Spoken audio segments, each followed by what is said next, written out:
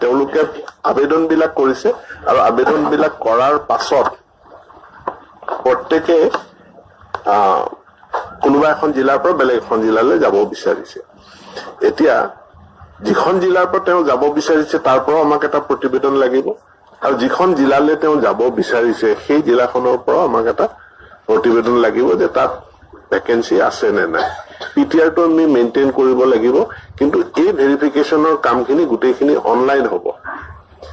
জিলাই ব্লকেও অনলাইন ভেৰিফিকেশ্যনেই কৰিব আৰু অনলাইন ভেৰিফিকেশ্যনৰ পাছত ষ্টেট লেভেল কমিটি আছে, কমিটিয়ে সিদ্ধান্ত লৈ যিখিনি ট্ৰান্সফাৰ কৰিব পাৰো আমি কৰি দিম। আৰু আমি এইটো শিক্ষা বিভাগৰ আমি নীতিয়ে লৈছো যে শিক্ষক শিক্ষয়িত্ৰীসকলক যিমান দূৰ পৰা যায় তেওঁলোকৰ কাৰণে কাম কৰিবলৈ সুচল হোৱা স্থানতে নিযুক্তি দিব লাগে বা দিয়াৰ কাৰণে আমি চেষ্টা কৰিম।